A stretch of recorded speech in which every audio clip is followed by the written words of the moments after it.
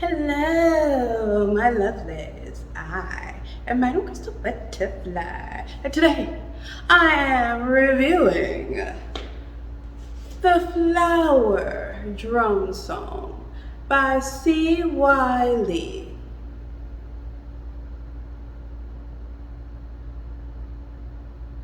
Now, per se usual, before I get too deep into this lovely book, allow me to tell you all a little bit about the author. Lee came to the United States in 1943. He arrived in the U.S. via a student visa.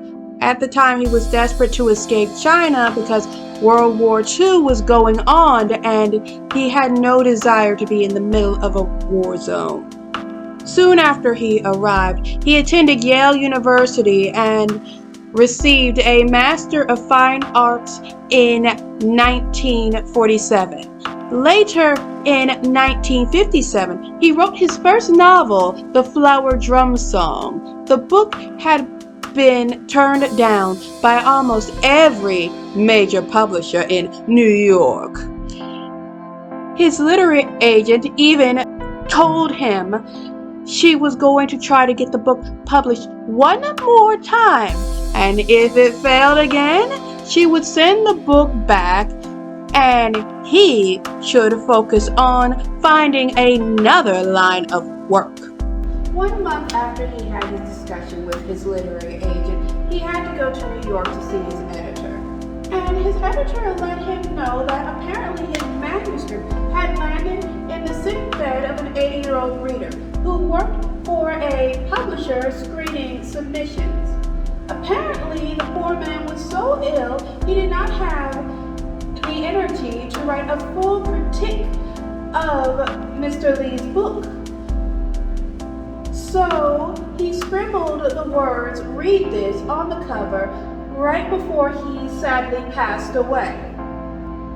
Thanks to him, the book finally got published, where it later became a New York Times bestseller, and its popularity did not die down there. It was also adapted into a movie and a screenplay. Alright, my lovelies, let me give you more of an idea of what this amazing book that inspired both a movie and a play is all about. Wang Tao wants what every young American man wants: a great career and a woman to love. Living in San Francisco's Chinatown with his widowed father, old Master Wang, who misses the old way of life in China, and his younger brother who just wants to be a normal American teenager. Wang Tao attends medical school and becomes involved with a series of women. There's the wild playgirl whose many brothers bribe her nice things. There's the homely seamstress who cooks him wonderful traditional meals while conducting a decidedly unnatural relationship with him. And then there's Lee, the sweet-voiced beauty newly arrived from China. Meanwhile, his aunt, Madame Tang, is full of advice about how to adapt. What I found really intriguing about this book is the story's episodic nature. You get to see the different misadventures each family member goes through, along with seeing their perspective and why they behave, and end up in the situations they end up in. As an example, let me talk about the father, Master Wang, and his sister-in-law, Madame Tang. So, Master Wang is just super hardcore traditional. He will not wear modern American clothing. No, he must wear traditional Chinese robes only. He does not want to learn English or any other dialect of Chinese besides his own. The man is even so stubborn that he doesn't have anything against banks, but he straight up refuses to put his money in a bank because he feels like a man's wife, somebody else should not be responsible for it. Now, his sister-in-law, Madame Tang, is the exact opposite. In the sense, she's more willing to embrace change. She loves it in America so much, and she likes embracing a lot of the American way of doing things. She's even got the American Constitution memorized down a pat that she can recite it. And one thing that really understandably irks her is her brother-in-law's incessant desire never ever to put his money in a bank because he could get robbed and lose everything. But no. He does not want to do that. But one day when he invites her over to his house, he lets her know, as she'd been predicting for a while, he got robbed. And she's like, I'm glad your butt got robbed. I mean, I have been telling you for years, keep your money in a bank. And what have you been doing? Just keeping it under your bed, assuming it will always be safe. We are going to the bank right now, and we are opening you up an account. Now, what happens at the bank when they go is something I will not tell you. So I suggest if you want to know what happens to them when they go to the bank, you buy this book.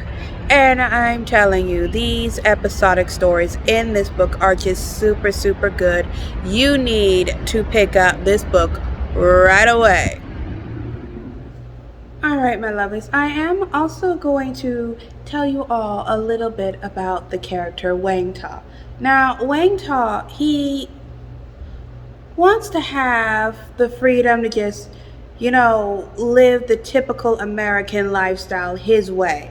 But his father doesn't like that, and Wang Tao has no money, so he feels like there's a bit of a stranglehold on him because his father, who is extremely traditional, won't allow him to just do whatever he wants, and he has to sneak around just to do whatever he feels like doing. He is also really reliant on a friend's advice, and this friend is somebody he perceives as just having all the best advice, knows practically everything, even though his friend marries a woman who does not speak the same language he does. His friend speaks Mandarin and I believe English, but the man's wife only speaks Spanish. And he says, they're definitely happy together. They were truly wise to get married. Even though he has no idea what she's saying. But this is the person Wang Tao believes just has the best advice. And I will admit he does give some good advice. And other times, he's the last person in the world you want to listen to. Alright, my lovelies, I could go on and on about Wang Tao and his many misadventures, especially with the ladies that he goes through in this book. But instead of doing that, I'm just going to tell you, you need to read this book. It is a good book, and it's a crying shame if you don't get it. Anyway, my lovelies, when it comes to the Flower Drum Song, I am giving it the rating of 4 butterflies out of 5.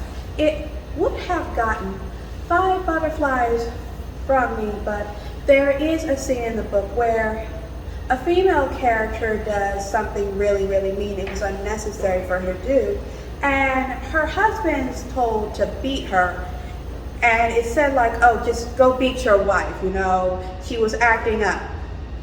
And I can't okay spousal abuse. I know this book was written back in the day when people didn't think too hard about things like that, but I can't give it a pass.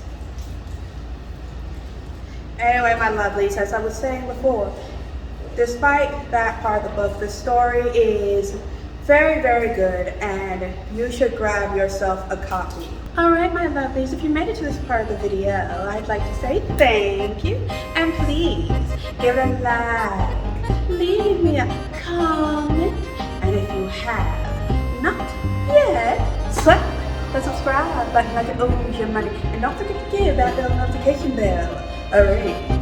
And with that, my lovelies, this video is a wrap. Now if you please come with me as we dance into a world of magic.